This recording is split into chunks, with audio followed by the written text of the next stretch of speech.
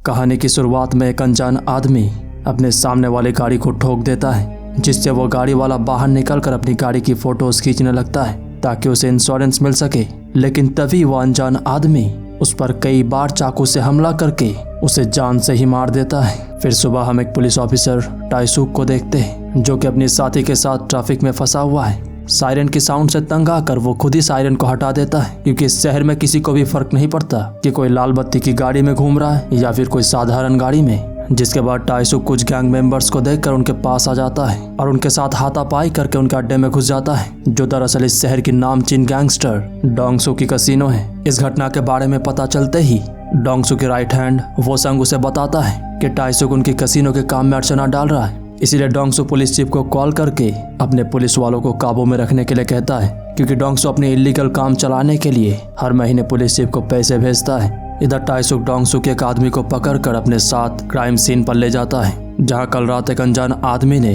किसी आदमी की चाकू मार मार कर हत्या कर दी है। गाड़ी को ठीक से चेक करने पर पता चलता है कि किसी गाड़ी ने पीछे से इस गाड़ी को धक्का दिया था, जिसकी वजह से पीछे वाली गाड़ी की छोटा सा हिस्सा सामने वाली गाड़ी की पिछले हिस्से पर अटक गया था। उधर डोंगसू अपनी राइवल गैंगस्टर संगडू के साथ एक मीटिंग करके उसे अपने काम से दूर रहने के लिए कहता है, क्योंकि वो किसी भी तरह के गैंग वार नहीं चाहता। बात बिगड़ने के कारण संगडू की राइट हैंड के साथ वोसंग की लड़ाई हो जाता है, लेकिन डोंगसू उन दोनों को झापड़ मारकर मामले को संभाल लेता है। इधर इन्वेस्टिगेशन के दौरान पुलिस वालों को पता चलता है कि जिस आदमी की हत्या हुई है उसका नाम जंगुई है, जिसका उम्र 46 साल है। ना ही उसका कोई दुश्मन था और ना ही उसका कोई लोन बाकी था, लेकिन फिर भी किसी ने उसे इतने सारे चाकू मारकर हत्या की है। टाइसूक बताता है कि कुछ ही दिन पहले कुछ लोगों को ठीक इसी तरीके से मारा गया था और उनके शरीर पे भी ठीक ऐसे ही चाकू के निशान थे। टाइसूक को लगता है ये किसी सीरियल किलर का काम है। चीफ को उसकी ये सब बातें सुनकर बहुत गुस्सा आता है, क्योंकि पहली बात तो वो किसी गैंगस्टर के काम में दखल अंदाजी कर रहा है, और दूसरी बात कि वो किसी और ज्यूरिसडिक्शन के केस को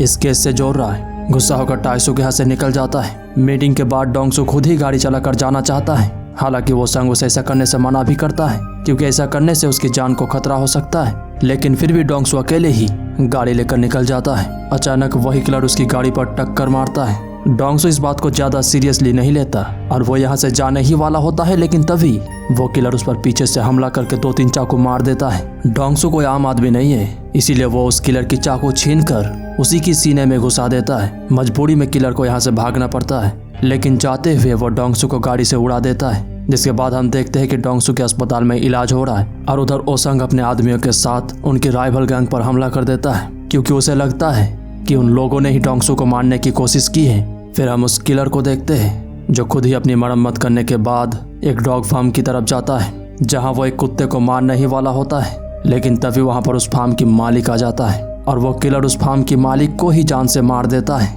डोंगसू अपने राइट हैंड से कहता है कि ये काम किसी गैंग वाले लोग का नहीं है, क्योंकि वो रैंडमली इधर उधर चाकू मार रहा था और उसने कभी भी उसे किसी भी गैंग में नहीं देखा है। डोंगसू उस किलर की गाड़ी की नंबर देकर वोसंग को उसे ढूंढने के लिए कहता है। फिर अस्पताल में उसे मिलने टाइसूक आता है, जो डोंगसू की इस हालत को देखकर बहुत हंसता है। टाइसूक उसे पुलिस के साथ कोऑपरेट करने के लिए कहता है ताकि वो उस किलर को पकड़ सके, लेकिन डोंगसू इसके लिए मना कर देता है, क्योंकि वो खुद ही उस किलर को पकड़ना चाहता है। फिर भी टाइसूक अस्पताल की पार्किंग एरिया में मौजूद डोंगसू की गाड़ी को चेक करता है, जहां उसे गाड़ी की पीछे की तरफ टक्कर की निशान मिलता है, जिससे उसे पता चलता है कि किसी सफेद गाड़ी ने डोंगसू की गाड़ी को धक्का दिया था। और वो समझ जाता है कि जिसने जंगुई को मारा था उसी ने डोंगसू को मारने की कोशिश की है। लेकिन आखिर कोई किसी गैंगस्टर को मारने की हिम्मत कैसे कर सकता है, यही बात टाइसूक को समझ में नहीं आ रहा होता।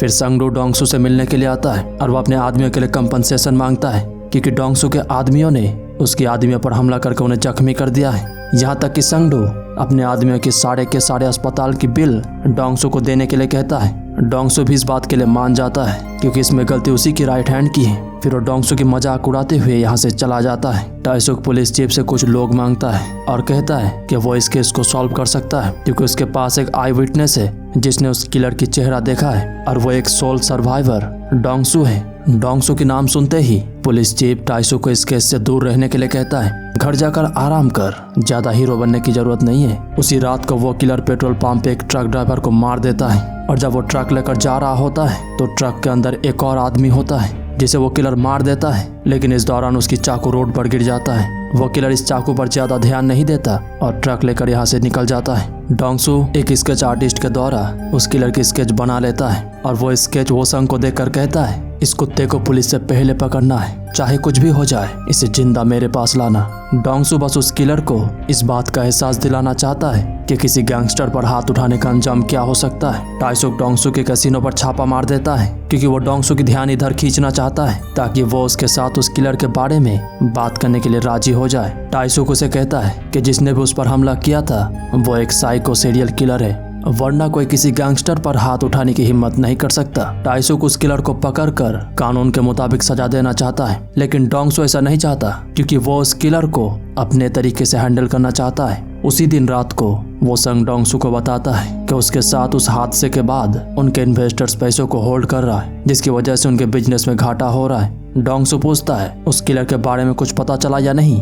वो संग कहता है कि उन्हें उस किलर के बारे में तो पता नहीं चला, लेकिन उसकी गाड़ी मिल चुका है और सिंटेंजिन के पास जो मर्डर हुआ था वहां पर रोड के किनारे उन्हें ये चाकू मिला है। चाकू को देखते ही डोंगसू समझ जाता है कि ये ठीक उसी तरह का चाकू है जिस तरह की चाकू से उस पर हमला किया गया था। फिर डोंगसू टाइसुक को फोन करके अपने पास बुलाता है और उसके साथ एक डील करता है कि वो दोनों मिलकर उस किलर को पकड़ेंगे, लेकिन अगर टाइसुक उसे पहले पकड़ता है तो वो उसे कानून के हिसाब से सजा देगा और अगर डोंगसू उसे पहले पकड़ता है तो वो उसे अपने तरीके से हैंडल करेगा।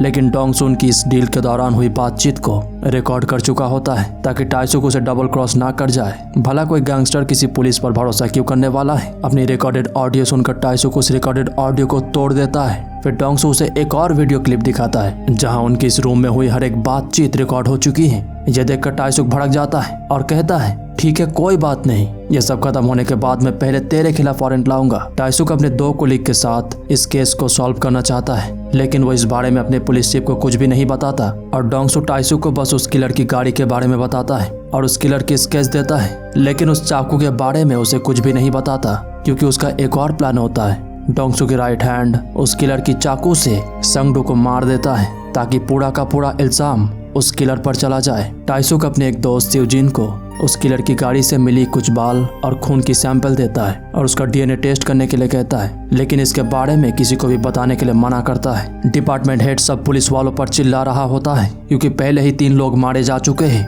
और अब एक गैंग बॉस मर चुका है, लेकिन अब तक उस किलर के बारे में कुछ भी पता नहीं चला। सिवजिन टाइसुक को कॉल करके बताती है कि जो ब्लड सैंपल उसने दिए थे वो सभी डीएनए उस चाकू पर मिला है जिस चाकू से संगडू को मारा गया है। यहाँ तक कि उस चाकू में truck driver, dog farm owner और सिंटेंजिन के पास जो हत्या हुई थी वो सारे के सारे डीएनए उस चाकू पर मिला है, यानी इन सारे लोगों को एक ही आदमी ने मारा है। यह सुनकर टाइसुक सीधा डोंगसू के पास जाता है और बिना बात किए ही उस पर हमला कर देता है, लेकिन डोंगसू उसे काबू कर लेता है। फिर टाइसुक उसे पूछता है क्या उसी ने संगडू को मारा है। डोंगसू सच बोल देता है कि उसी ने संगडू को मरवाया है। जब पुलिस वालों से कुछ नहीं हो पा रहा होता तब इस केस को मेजर क्राइम्स को सौंप दिया जाता है और ये मेजर क्राइम्स वाले पुलिस वालों की इन्वेस्टिगेशन की मजाक उड़ा रहा होता है। इस बात से टाइसुक के कुली को बहुत गुस्सा आता है, लेकिन टाइसुक सारे के सारे इन्फॉर्मेशन अपने अंदर दबा के रखता है। संगडू की फ्यूनरल अटेंड करने डोंगसू अपने कुछ गैंग मेंबर्स के साथ आया होता है, यहाँ तक कि वो किलर भी आया होता है जो यहाँ से जाने से पहले संगडू की राइट हैंड को एक पर्ची देता है जहाँ पर यह लिखा होता है, संगडू को मेरे चाकू इस्तेमाल करके मारा गया है लेकिन किसी और के द्वारा,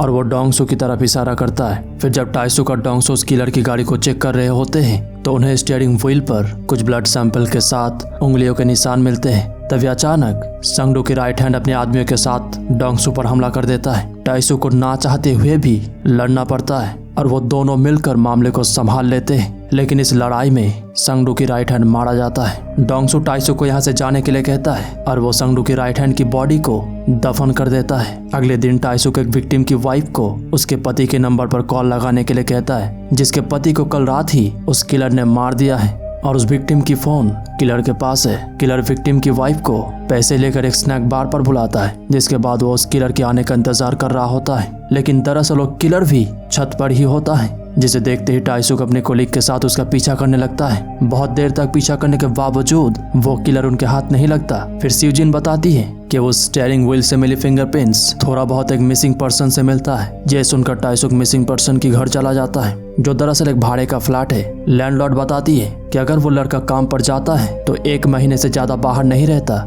लेकिन इस बार 3 महीने हो चुके हैं लेकिन अब तक वो घर वापस नहीं लौटा। वो एक बहुत अच्छा इंसान है, ना ही दारू पीता है ना ही सिगरेट पीता है और हर महीने भाड़ा सही वक्त पर देता है। टाइसुक पूरे फ्लैट की तलाशी लेता है जहां उसे कुछ अजीब चीजों के अलावा उस किलर की फोटो मिल जाता है। इधर डोंगसुक इन्वेस्टर्स लंच के दौरान बहुत इधर उधर की बातें कर रहा होता है, यहाँ तक कि वो डोंगसुक की मजाक भी उड़ाता है उस घटना के लिए जब उस पर चाकू से हमला किया गया था। इस बात से गुस्सा होकर डोंगसुक से 5-6 बार थप्पड़ मार के जान से ही मार देता है। टाइसुक उस किलर की फोटो के साथ उस किलर की रिकॉर्डेड वॉइस डोंगसुक को भेजता है जो उसने रिकॉर्ड किया था एक विक्टिम की वाइफ के द्वारा। आवाज सुनते ही डोंगसुक को वो पल याद आता है जब वो किलर उस पर हमला करने से पहले कुछ बातें कहा था और वो पहचान जाता है कि ये आवाज उसी किलर का है। अब मामला क्लियर हो जाता है। पुलिस के साथ मीटिंग के दौरान डोंगसुक को पता चलता है कि उस किलर का नाम कांग क्योंग हो है। बचपन में अपने पिता के द्वारा अब्यूज हुआ, ऑर्फनेज में बड़ा हुआ। अब उसकी उम्र 35 साल है जो हर रोज अपनी 70 साल की मां को फोन करता है। जिसके बाद डोंगसुक अपने आदमियों के साथ और टाइसुक अपने कोलीग के साथ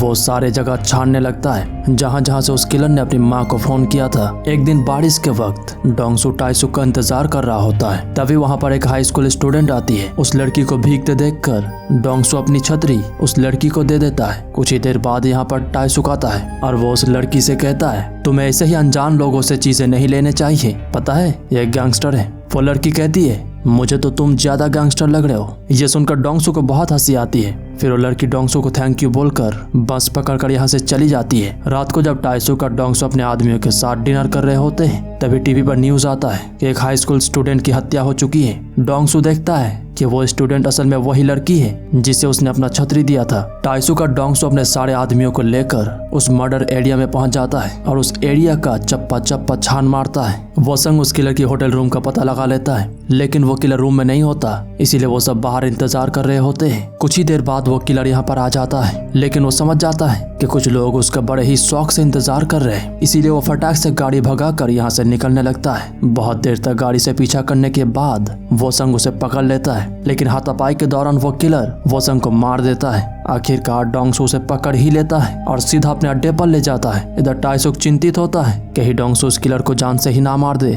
डोंगसुक किलर से कहता है तेरी हिम्मत कैसे हुई मेरे पे हाथ उठाने की, पता है मैं तेरी हजारों टुकड़े करूंगा और उन सारे टुकड़ों को अपने आदमियों में बांट दूंगा। ये सब बोलकर डोंगसुक उस किलर को मारने ही वाला होता है, लेकिन तभी टाइसुक डोंगसुक को गाड़ी से उड़ा देता है और किलर को अपने साथ ले जाता है। थाने आकर वो मेजर क्राइम वालों को ताना मारते हुए कहता है ये देखो हमारा सबसे चहीता सीरियल किलर, अब घर जाओ और चद्दर तान के सो जाओ, तुम्हारा यहाँ कोई काम नहीं है। इंटरोगेशन के दौरान वो किलर कहता है मुझे लोगों को मारने में बड़ा मजा आता है, लेकिन तुम ये कभी भी साबित नहीं कर सकते कि उन लोगों को मैंने ही मारा है। और वो किलर ठीक ही कह रहा होता है। दरअसल पुलिस के पास कोई भी सबूत नहीं होता कि ये सब हत्या उसी ने किया है। टाइसुक जानता है कि इस किलर को दोषी साबित करने का बस एक ही तरीका है और वो है डोंगसुक, लेकिन वो तो आने से रहा। ट्रायल के दौरान किलर जज से कहता है कि अगर वो उसे डेथ पेनल्टी देता है तो ये कोई सजा नहीं बल्कि मर्डर होगा, क्योंकि उसके खिलाफ कोई भी एविडेंस नहीं है। तभी यहाँ पर एंट्री होती है डोंगसुक की। दरअसल वो पहले ही टाइसुक के साथ सौदा कर चुका है कि वो उस किलर के खिलाफ गवाही देगा, लेकिन